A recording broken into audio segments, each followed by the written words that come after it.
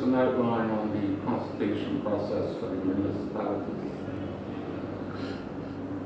This week, the Ministry of Home Affairs launched a consultation period for the future of the municipalities of St. George's and Hamilton. It has been a very clear mission of this government outlined in its most recent throne speech that there would be municipal reform. It's been a long-standing position of the Progressive Labor Party government. And so the process did start in early 2018 with not only discussions with the respective municipal councils, but also with public interactions.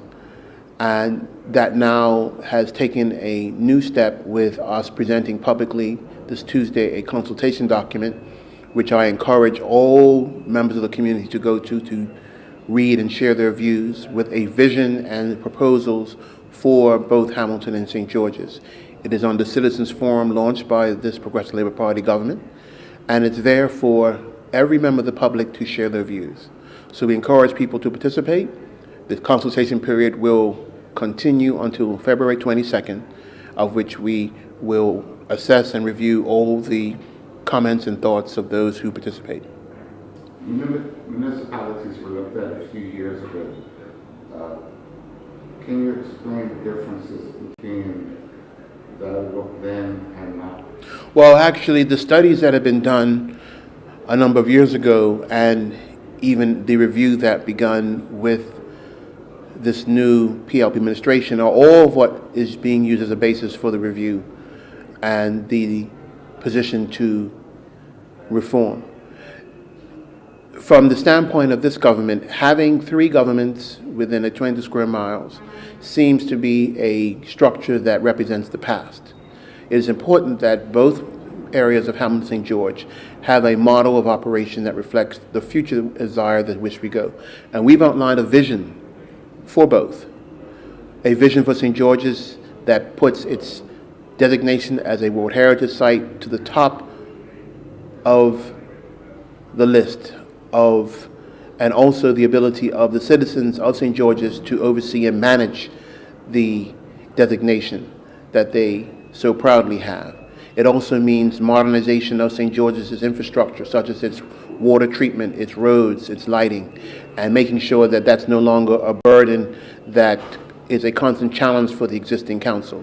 The government wants to work with them to make sure that their general infrastructure is properly maintained and invested in.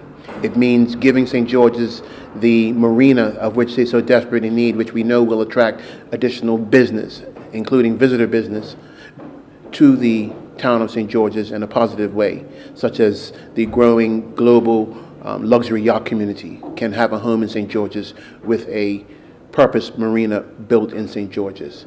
It means having a model that makes sure that the needs of St. George's as a living and breathing town will be available to them, and the participation of the citizens of St. George's will be in that process. That's the model that we desire for St. George's.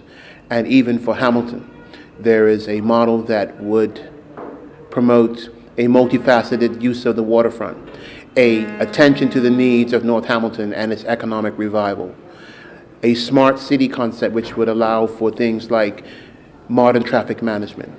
It would allow for Wi-Fi to be available throughout the city of Hamilton, free for everyone, and other modern features that represent smart and a technologically superior city structure going forward.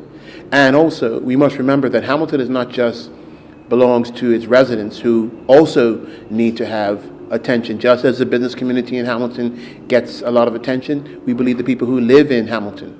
But also there are ways to increase the number of people living in Hamilton, such as by changing some of the zonings in the city, which allows for high-rise living, which will attract much more residency, and with more people in Hamilton living, that adds to an economic vibrancy that is sorely needed in Hamilton, and giving North Hamilton economic attention, and attention that can develop its cultural identity and also looking to areas of Hamilton that can be developed into restaurants, centers, business centers, social centers. And so developing zones in the Hamilton area which focus on developing certain types of economic activity.